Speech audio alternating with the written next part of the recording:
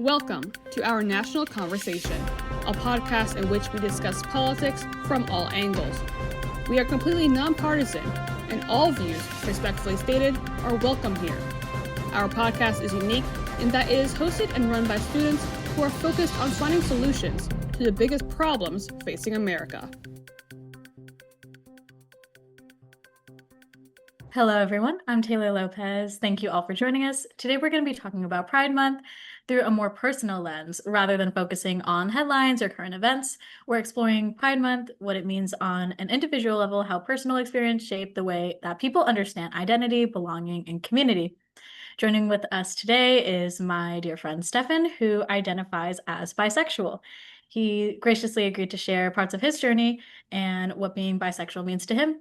So, Stefan, for anyone who doesn't know you here, could you tell us a little bit more about yourself? Yeah, of course. It's good to see everybody here, and it's great to be a part of this podcast. I like to open up with that. Um, Doing my introductions, my name is Stefan Cassis. I'm a 27-year-old bisexual male. Little bit of background.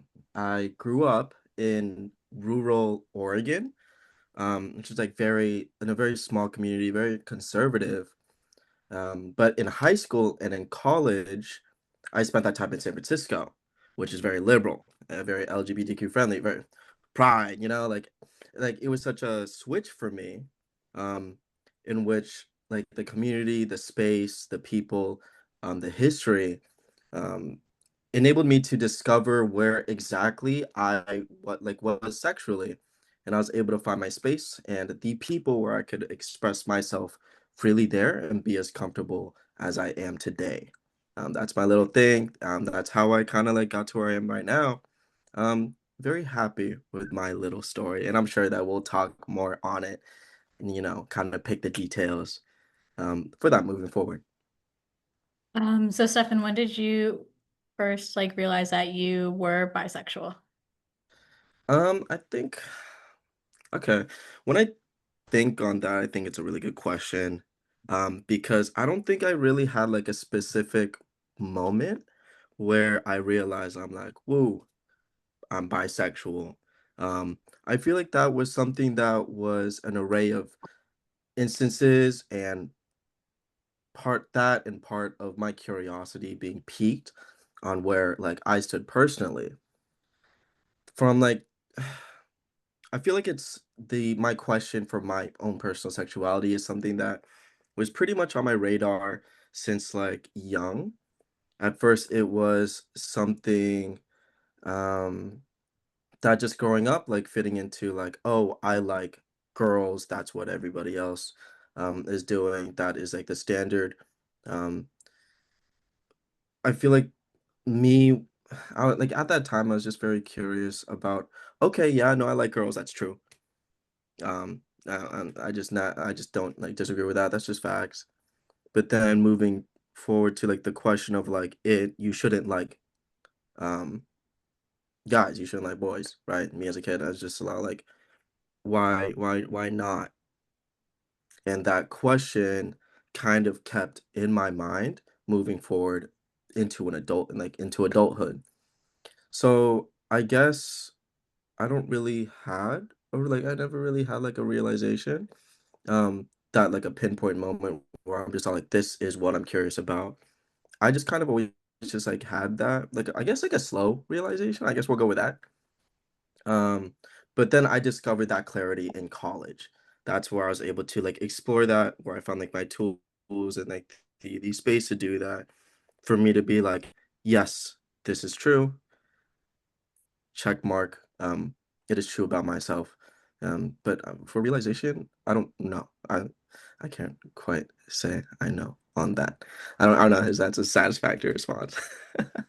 Okay, I was just wondering also, was there anyone who helped you go, I don't know if it'd be like a process, but kind of go through all of those emotions and changes for you? Yeah, I would say that I would think college wise, being around people that are able to have those kind of conversations, and introduce me to like the world of just like outside of what I've been like taught, what I grew up with. And that would usually just be like my college buddies, people in the LGBTQ community there as well, being able to talk about pride, being able to talk about like something outside of what is the norm outside, like back in Oregon. At least it's always was like a fun conversation to be in those like like social circles, be able to like talk about that and like without being it like, oh, that's not standard. That's like a different conversation. That's a little bit uncomfortable. So I would say like my college friends had helped me like discover that. I would also say I also wanna put some credit to like the people in my childhood who helped me. Like there was a couple who like helped promote that type of mentality and that type of thinking of like why not? Like, you know what? Honestly, like it's totally okay if you are. I wouldn't treat you any different. Like those friends, like who help format that type of understanding too. I would say they helped me along the way. Currently, though, presently, I would say it'd be my boyfriend, my family now, past all like the growth and like the discovery. I would say that they helped me in my current like navigation through life, through all of it, and just trying to like go through the world with this frame of understanding that it is a little bit different from how the rest of society or the rest of the world thinks, or et cetera, et cetera. So all those people, love them, bless them.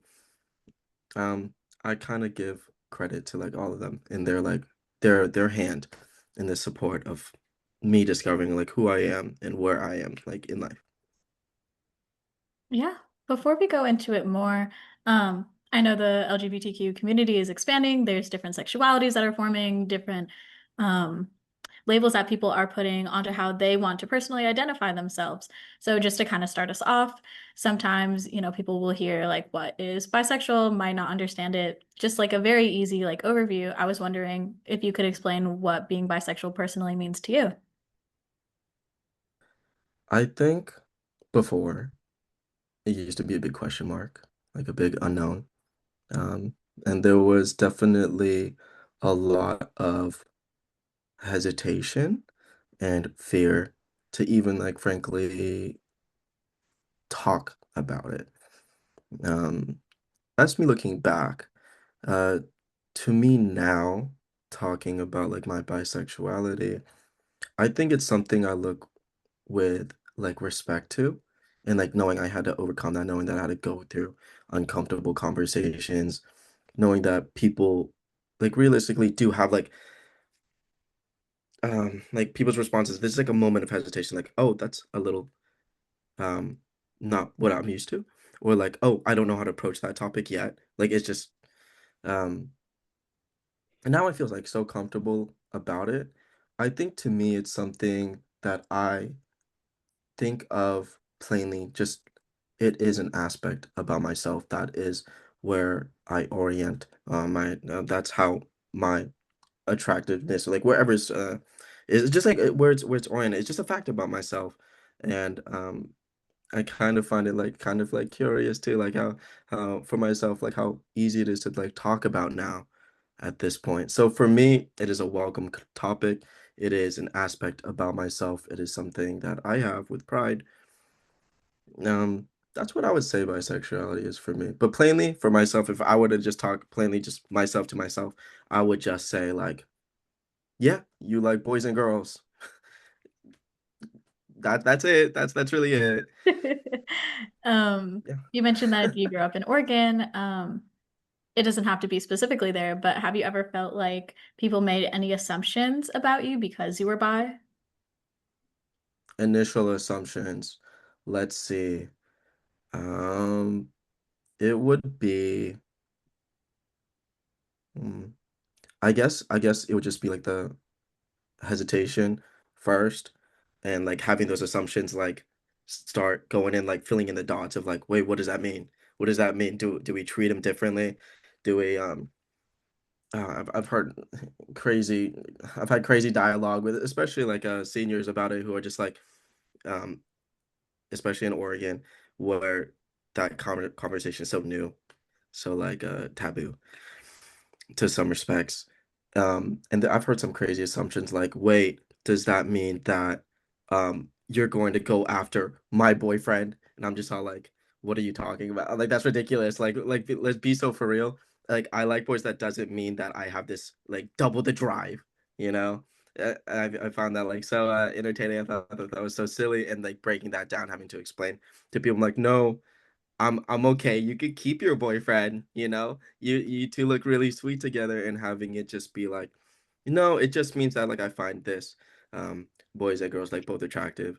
Um oh, a couple more assumptions. It's more like a couple more like things about it too that I also had to like learn and discover about myself is like it's not just like the drive of like, oh, you're gonna go after it. There's also like you like boys and girls equally. That is an assumption that is like really good to like clear out. Some people who are bisexual, they prefer like more boys. Like for me, like I could prefer boys for like this amount of time, like for months, and then just like girls like every now and then. Um, it changes. It changes. Like it's not a 50-50 attractiveness. In reality, it's like more fluid. It's more just like what I feel in the moment for this amount of time. I would say, yeah, let me clear up that assumption. Let me clear up that would be really good. But in general attractiveness, yeah, of course. But in reality, in practice, it looks a little bit different than just you're going to go after, or this is what you're attracted to, or Yeah, yeah. it could be more of like a group question. I know that ever since I'd say like the early like to mid 2000s, the media has definitely been outsourcing like the LGBTQ community, like showing maybe like the Pride parades, us putting it just simply on TV. Do you guys think that the media has shaped people's understanding of Pride well or at all?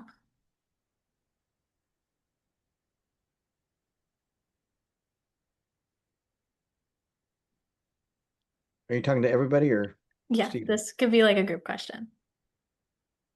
I could make it simple. Like, do you think the Yeah, media has shaped people's understanding of Pride, like in I general? don't Like, know. I don't know why, but what I'm about to say, I'm not intending to sound rude at all. But I feel like this is something we all discussed uh, a lot, maybe 10, 15 years ago or something. And now it's sort of like, who cares at this point, you know? I mean, isn't this sort of old news, gay rights and bisexuality and all that? I think some stuff is still not all equal across the board, depending on the state you're in, maybe I would like say Oregon. it is the equivalent to Roe v. Wade in the way that it is politicized. So if you have one administration in office, there are, for example, right now, there are politicians out there that are trying to like overturn gay marriage. So, um, I would say it's not the end of things. It's more of like trying to preserve things and keep it going, if that makes sense. Okay, gotcha. And I'd say it still flows into some conversations. I have a neighbor, she's in her 70s, and when we have new words and definitions, gender roles, some older people do not care to always learn the new roles or the identities or something. So identifying some people, there's still hesitation. So it still happens. Well, Like not everyone just makes the change. I will confess to that. You know, our national conversation has been around since 2020, and we went through a phase there where it was all about the pronouns. They, she, he, his, her, theirs, you know, and it was massively confusing for me, an old person. And we had a few trans people, and they wanted to be called they, and I kept forgetting, you know, and I just stumbled across it so many times it was embarrassing. And some of the interns actually got pretty upset with me, thinking I was a real dinosaur. Um, but it seems like that has passed. You know, I don't hear anybody talk about pronouns anymore, and for me, it's a good thing. Well, I still hear it some, and then also depending on someone's identity. If an older person, not always older, but sometimes if it's an older person, they don't. There are still the occasional people who like refuse to acknowledge um, others as equal if they're attracted to a certain gender or something like that. So that's still a um, thing that not all of us have acquiesced to or accepted or acknowledged, or so still more work to do. It definitely depends on the setting you're in. I'm a student and I go to a private Christian college. So my community aspect of the LGBTQ is very small. It's very limited. Um, of course, there's a bit more bias due to like religious purposes and how people view that kind of community and their personal either preferences or how they identify themselves. So I know there's a big shift in community and acceptance depending on like the age ranges. Of course, it's more common with someone being older and just not being able to understand keeping up as much as someone younger who's probably seeing it a little bit more in their face. So they're probably it makes sense that there is a bit of a shift. So at least with Stefan, I just was like curious, how has your experience been within both the LGBTQ community and outside of it? Mm, I would like to answer that starting off with saying that I guess it was always like for me, um, who was like curious about things like growing up, that for me it was like outside of the LGBTQ community from the start and trying to understand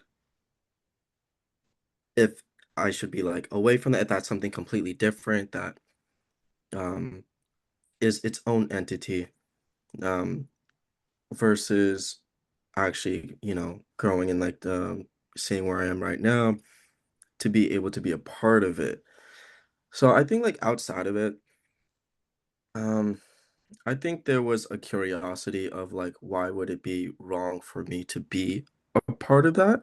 Um, and so like I think that like now being a part of it, like now it's like being able to express myself, being able to explore ways to that is more comfortable in what is more me, where I like define myself, what feels comfortable for me, rather than like being told this is what you are, this is where you fit in.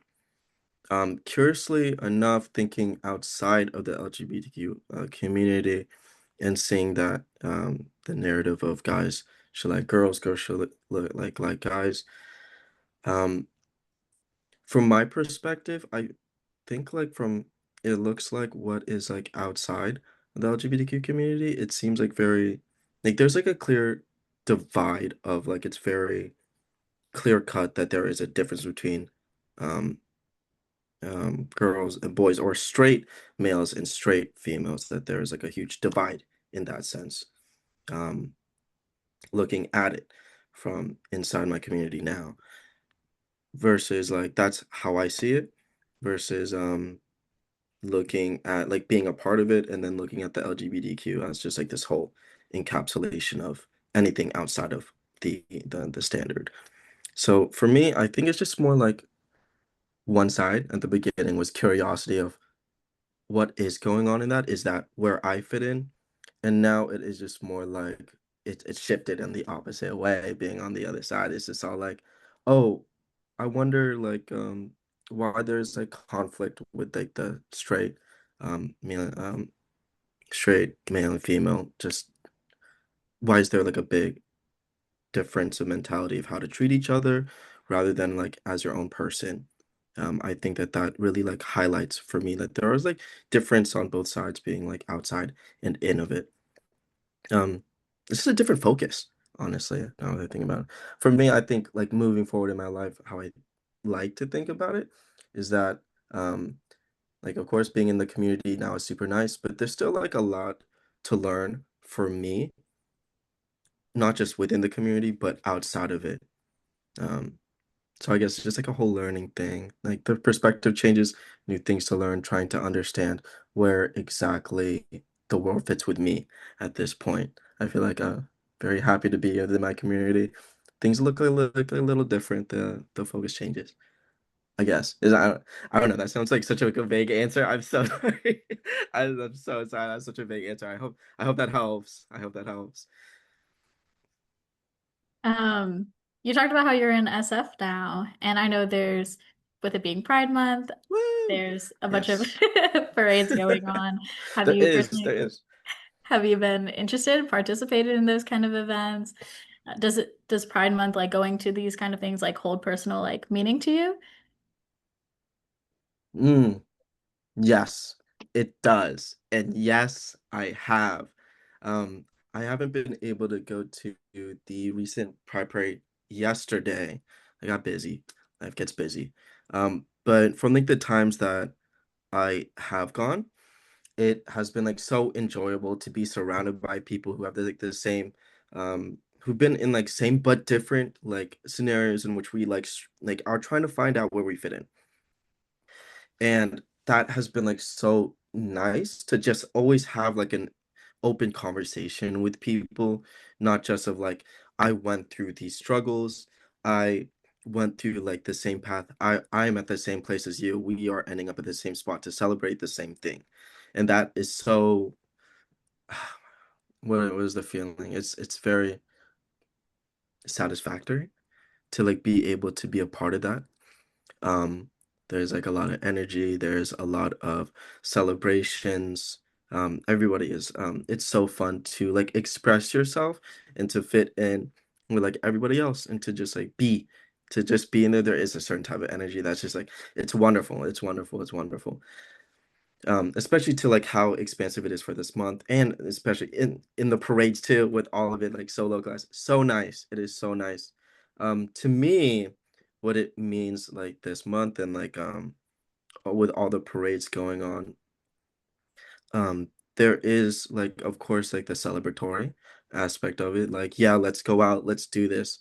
I think there is also like the factor of, oh, this is like these are like the people that like follow like the same path of like discovery or trying to see where they fit. um I feel like there's like a connectiveness to it, like an understanding that things aren't really like easy. There's like conversations about like the history and like the struggles that we got as a community to like get here. Celebration of like one another and support, a lot of support in it.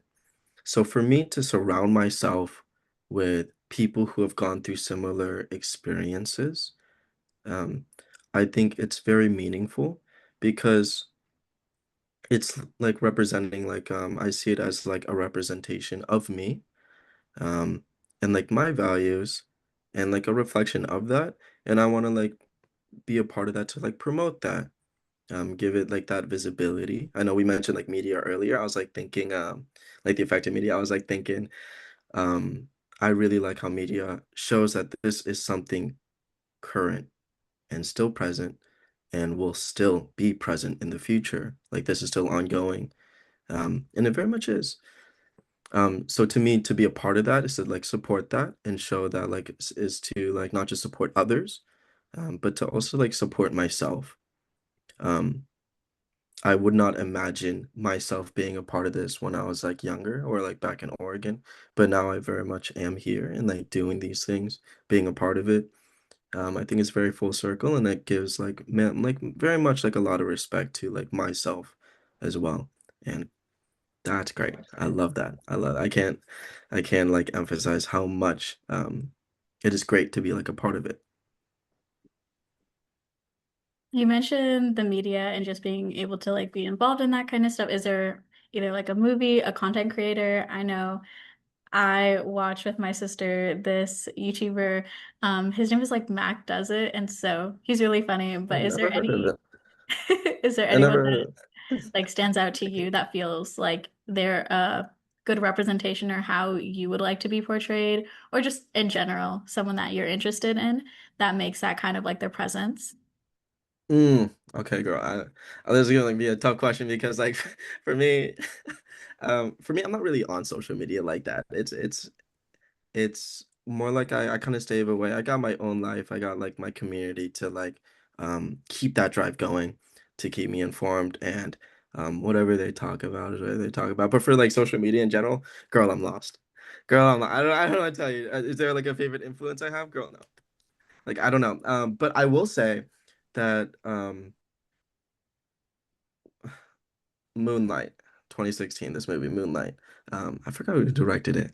But I remember how much it was like an experience for me to be able to like watch that movie and know that that is a representation of like my own values.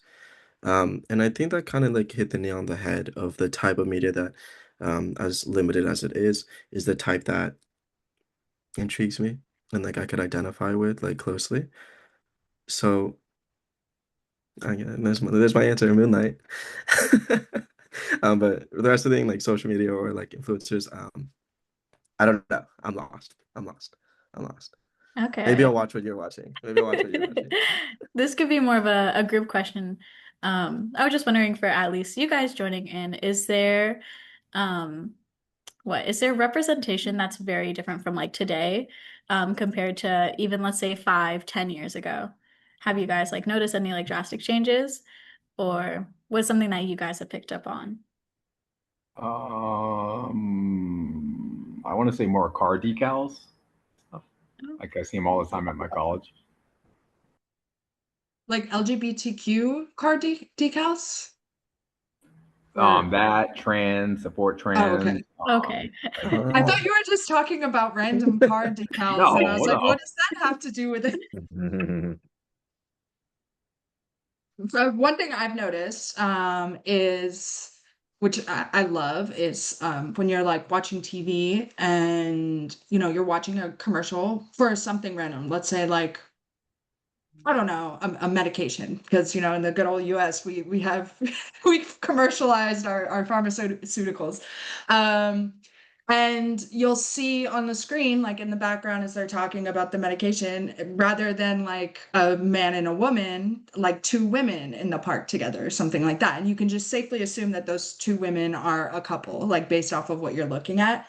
And there's nobody's talking about it. It's just there, right? Like it's they're there, they're present. And I love that because I don't think we that's something that's fairly new. At least when it comes to broadcasting on like, nationwide television, is just seeing LGBTQ people, or queer people just represented in like everyday little things. And that's something that I think has changed quite a bit in the past 10 years. I know more like corporate like wise. I was talking to one of the other interns, I believe her name is Emma, actually about it. And we were talking about how just even like branding, how what common ones like Disney, Apple, they always come out with different like Pride collections and everything. Lately, I was talking with Emma, and Levi's actually came out with a collection, and they would collab with different like groups. This one specifically was like a biker organization, and it was actually so interesting because their collection sold out everywhere. They even raised their prices to possibly $200 to $400, and all of their proceeds were going to like nonprofits, specifically of people who are LGBTQ. So I thought that was also interesting. So their media, the way that they would put out their products, was just so interesting. I don't know if you know any other brands that would like interest you about that, Stefan, but I know the Levi's has actually gained a bunch of attraction. Yeah, I was about to say, I was like, why is that? This like the first time I heard about it. Okay, probably my people like talked about it before, but like, really? Really? That's so new. I never heard about that. Wow. I don't know. I don't have much out of that. Oh, but I will say, okay, sorry. Maybe I do have a little thing to add to it. If we're talking about like changes in like the last 10 years, um, cartoons too, no? It's not just like Disney, it's just like that too. What I'm remembering is Arthur. There was like an episode of Arthur, the cartoon. Hope we all know Arthur. The Okay. rabbit, was he a rabbit?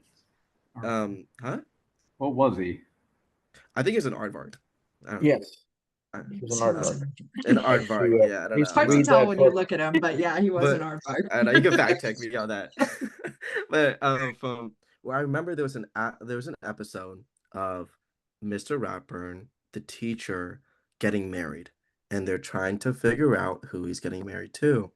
He ends up getting married to another guy, and that episode apparently got like a lot of controversy of like this is like to kids, et cetera, et cetera, et cetera. Like this is not appropriate. I don't know if that counts within the first 10 years. I'm gonna just say yes, it does. Just because I just learned about like I remember here like learning that fact like a couple of years back, and that got me intrigued on it. But I would say like in the cartoon sphere too, it's getting more like common, or I see it more common, and I wonder if that opens up like another side conversation about probably another podcast or something, a side conversation, another podcast, a side conversation about like the type of media being introduced to like the younger generation as well. But yeah, that's my answer. That's my answer. It's cartoons too. Last 10 years, cartoons. That's where I'm at. Mhm. The I think that happened one of the Teletubbies, Did they really? supposedly, like way Teletubbies. back. The purple one, maybe, I don't know, or the red one. I think his name is Poe. Yeah. Yep. I don't know. Winky They were Winky. talking, I think, Oh, Ernie and Bert, maybe they were talking about it. I don't know. Oh, that's interesting. So I wonder how Yeah. like far back it like really goes to like the when they enter like the cartoon sphere, or like the journey through media for I guess that we're talking about it. But I think that it very much there has been like a definite presence and it being like very common now, like very, very common. Love it. I love it. So yeah, Stefan, we've gone into your personal journey, Pride Month.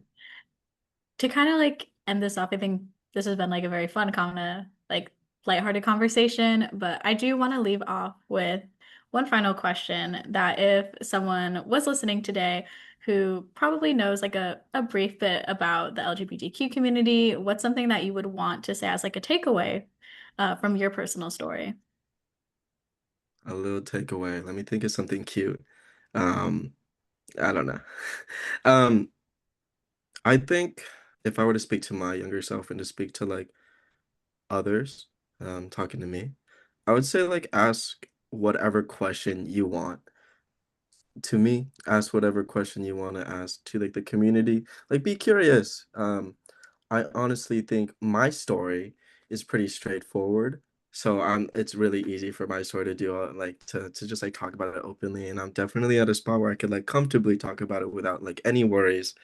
But don't be afraid to like ask. I think that it gets confusing for sure.